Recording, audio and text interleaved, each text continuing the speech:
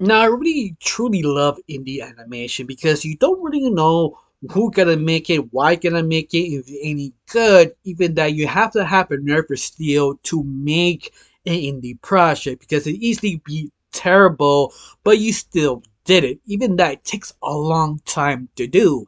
And today, one indie project grasped my attention called Nothing Unusual. What is this and what channel you can find it called Tween Animation? For a reason, what has a name for that? Because according to their post on their YouTube channel saying they got the idea of a 6 year old. Now 6 years later, they actually make the animated film. Be realized there was six. It took them 6 years to still make this film. That means they're probably their 12 or 13-year old who actually finished making this animated film. And it kind of shows because the indie project does have this animation sort of kind of janky, but it feels kind of like indie underground. Like that's the best way to describe it. It feels early 2010s animation that people barely, barely starting to understand how to create a character, how to create hands, facial features. Because there are moments here in this project, a character trying to grab something, and their hand is not well drawn downwards. It feels almost like the first time drawing a hand. It looks kind of awkward, but I have to say that is sort of the charm because they went for it. Because they have this sort of art that is sort of kind of not even, but you don't care because it does grab you because how it was executed. And I think that's the best way to describe it because this whole film, it is quite amazing, especially an hour 30 minutes long. You never seen a lot of indie projects just going, yeah, we gotta make a movie. Very low budget, we gotta make it. On top of all this, they have about me 14 members on their group who made this project. That is a small team making a hour long and a half movie, and all of them seems to be could be rookies, barely making the first indie project. And you know what? It was a good film. I mean, it is. Now, what is this sort of project and what it's about? Well, it's about a yokai who is a vampire. Some of you are kind of scratching your heads. What the hell's a yokai? It's kind of hard to describe because the movie does explain well enough what is a yokai, but it's sort of kind of complicated just to simplify. But a few words, I tried to make a few words to make it clear.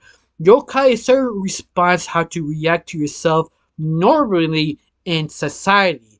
If you're not, yokai reappear. Yokai is sort of ideas that if you're a dirty person, like you never take care of your house, it becomes alive and attacks you or doesn't allow you to come in your house, even that you own it. The house will not let you because you do not take care of it. This is the reason why it became a yokai.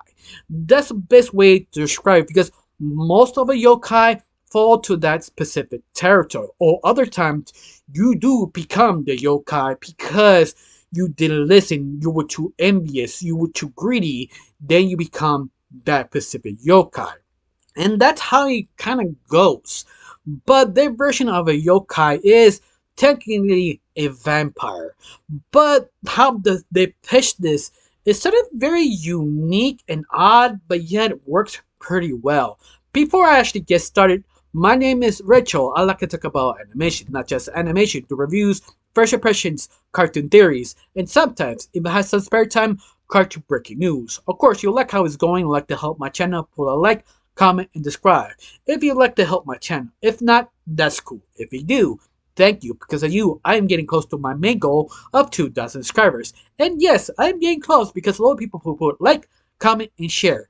Thank you for helping. If not, that's cool. Now let's continue of the review of Nothing Unusual. A indie independent movie was a surprise in my opinion. Now let's get started. Now the whole story starts is the fact a vampire yokai who's basically run away from the cops, having a child decide to drop it in the trash can and run away, but yet regretting that because it's her daughter. But because she's sort of running away, she has no choice because people is after her.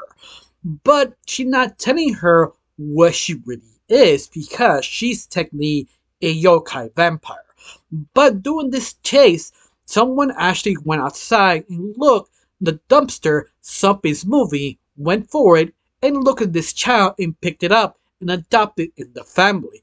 Over a couple of years later, this baby grew up as a teenager, awkwardly, and trying to figure out how to bestly make friends. Yes, it's one of those animes, it's sort of kind of slice of life, kind of action anime, but it's not really an anime, it's a Western cartoon. In fact, the whole storytelling and animation feels the attempt or a parody of a sort of Japanese anime slice of life action show, a little bit of Shonen Jump in between.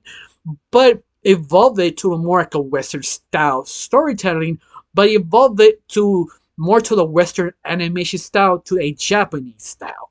Once again, sounds very weird, but yet it works. In fact, the art style, how the best to describe it, is sort of the early 2000s how to draw a anime manga or anime character, but evolves to a sort of Western evolution of that Japanese style. Think of it sort of Captain Mikey approach. But Captain Mikey was a sort of a parody of anime. This was sort of appreciation and respect of that culture and that sort of anime genre. But it works super well, especially our main lead. Now, Asumi as a character is sort of kind of sympathetic because she's getting older, but she doesn't know how to make friends, especially to her older sister or adopted sister who really truly loves her. But the only problem is she's the only family she have left because her two adult parents probably passed away, at least that's how I chose to interpret. But she's sort of awkwardly trying to make a new friend. But unfortunately, her mother's still outside, looking for her, figuring out how to get close to her and pick her up. But she is not a good person. The best way to describe it, she's sort of kind of unstable, becoming this sort of vampire yokai. So she sort of met this ogre who is technically a yokai, but almost seems he's supposed to be the god of all yokai. Once again, their own interpretation how, or not own interpretation, more like an explanation how all these yokai reappeared. Because in the story, they explain there were two basically gods who create all this yokai, but unexpected they turn on them for power. So they have this sort of great yokai war. But this only god who be supposedly had to interpret to become a sort of ogre who tends to survive, but accidentally meets Asumi's mother, that she's kind of questioning who she is or what this place, because the ogre kind of drags her of the sort of underworld and explain what's going on, but not realizing Masui's mother is completely unstable and savage. I mean, this chick is strong and dangerous. But the ogre trying to explain we can all live in peace, but of course you have to pull your own weight, give you a challenge to actually prove yourself to join our group. She passed very savagely and sort of opened the world what's going on the ground, accidentally showing her serve the legacy of a yokai or the destiny of this new yokai creature who is sort of a skeleton who basically would take on all the human race, but sort of things have to happen to actually able to do this. She sort of betrayed the ogre and attempted to basically make this happen, making basically our main lead character Osumi, if I remember that name correctly, forgive me if the name is wrong, is the fact it's the chosen one. But that's the thing. It's they don't make it this is the chosen, the one who changed the save the world. No, no, no. It's sort of she's having her whole own life crisis. She's trying to live her life, even that she's very awkward and tries really hard to make friends. Once again, sort of a cliche of an anime slice of life who really hard to make friends type of character. But they did it in a way that is kind of interesting, but at the same time, I do highly kind of recommend only watch the first 10 to 20 minutes. If you feel a little bored, it's because it's slice of life. Not everybody really enjoys slice of life anime or parodies of slice of life, so this is probably make it or break it to you because all the dialogue is kind of cheesy, but I like that cheese, especially feels something from the 90s because this really feels something out of the 90s or 80s because some of the dialogue feels something that kind of they redubbed it in the original Sailor Moon dub. I mean original dub, I mean Canadian dubbing. That was sort of cheesy, over the top. They attempted to translate the best they can, but they made kind of dull dialogue, but it's sort of completely odd and awkward, but it kind of worked because of that specific time period. That's the type of dialogue I'm talking about on this sort of indie project. It feels like that, but with love and charm. Once again, it's not for everybody, but it works.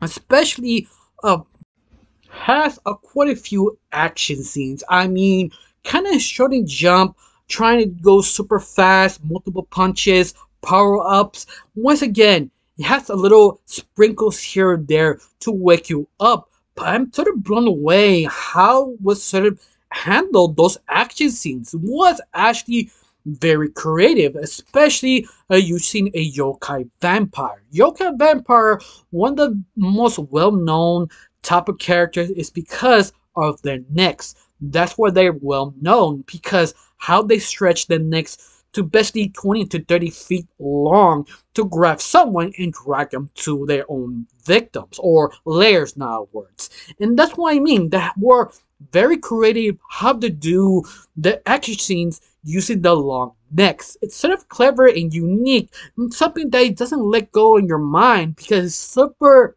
impressive in other words. It's one of those that, yeah, this is actually pretty amazing. Even that, once again, the pacing and the running does drag it a little bit, but it's one of those sort of kind of worth watching because it's just sort of impressive of the action scenes. One thing that did impress me is sort of the villains. Like Asumi's mother, she is a very horrible person, but you get why she's horrible, becoming a yokai or a yokai war of this version of this IP is sort of very tragedy, and they shows you, yeah, you need to survive and fight for every single day just to get food or not be killed by other yokai or people because they do have a specific police force for taking down yokai. They never really used it that much. They have it once or twice, but slightly mentioned, but how they survive their struggles and reason why they do harder things to survive, it do prove why yokai are dangerous. You can see why they're sort of kind of mean spirited because that's the only life they actually have in how to approach people. Of course, not every yokai are demons, except for our main yokai lead. Assuming I'm apologizing, the names keep kind of slipping around my mind. But besides that, I found this kind of interesting, especially how Hasobi is just sort of kind of shy. Once again, kind of cliche, but you get her confusion. You get how she actually is scared of her mother because she technically breaks in just to see her sleep. It's almost telling you she does this more than once till she decided it's the right time to capture her and trying to kind of unlock the destiny of yokai, in other words. Once more, it's a little subtle things they do, especially how they explain the lore, because some of it is just written, they pause a few seconds to let you read. Once more, it depends how was sort of executed, you feel this was done right or wrong, depends on your own opinion. For me, I felt this done it well enough. It is a good animated project, because it's so surprising how much things they did to clarify, to understand the culture, understand everything. It just works because this is a labor of love. This took time, especially making an animated movie. Just be aware the animation is not perfect. It's sort of kind of clunky, but it just astounded how much they dedicated this specific art style. Even that, 100% sure if you watch it, you just don't like the animation. You understand why, because how some of the characters draw very odd ways, or they're not fully well balanced now words character designs, but yet and something just wows you because they do not care. They're gonna make this and then make it the best they can. And you know what? This is the charm that actually grabs you, or at least me, because I was completely invested. Even that sound and writing kind of slowed down the whole movie, but all of that, it just sounds surprising. Especially the chosen one sort of kind of story arc that is very cliche, but how they avoid using the chosen one, how they avoid just showing little things here and there just to tell our main league respective, it is impressive. Like you show this group of animators knew the cliche and they're trying to avoid it to make it cliche. Of course, I highly recommend it to my female audience or female subscribers because I'm 100% sure they're the group will love it the most instead the male leads because my male subscribers or followers maybe will not be that invested because how kind of slice of life or adorableness or kawaii they trying to make it. And this is the thing, this could make it or break you to watch this animated film because it leans on that sort of slice of life cuteness and that sort of dangerous life becoming a yokai. They go kind of deep, even though it's sort of not fully developed. You have some issues, but yet it works. It's the charm. And something I do recommend, at least try for a few minutes or skip a few minutes if you feel a little bit dull, but yet it kind of worth watching because how amazing, impressive this team did for this project. Nobody can actually say they did an indie project this long, an hour and 33 minutes. Like, it's rare to see in any independent project just make an animated movie. Then knowing it costs a lot of money. If you didn't, you probably did it in the spare time doing their own job. You understand how difficult to make this project, but they did it. And that itself earned my respect. You should respect this team because they just so dedicated. Of course, if you some people think it was too boring or you didn't like it, that's completely understandable. But once again, hey, this team did this. This is almost impossible to do because you need the dedication, the love, the understanding. Even that it doesn't feel right, I still recommend it because it's something that should be watched at least once because it is impressive and unique. Honestly, I can't stop bragging about this party because this animated movie because it is impressive. I don't know you how you felt it. You felt it was done right. You felt the idea of a yokai vampire was well executed. To me, yes, but once again, a yokai is sort of hard to execute because how kind of vague and weird it really is. But yet they actually, in my opinion, nailed it. At least reinterpreted their own way because there are been other anime did sort of yokai characters before, and they changed a lot of things. And this one does the same. And this in itself, I think they made it work. At least my honest opinion. I don't know you. Tell me down below how you felt. Do you like it? Do you hate it? I got nothing else to say. Just thank you for watching. Don't forget to subscribe and have a wonderful day. Bye.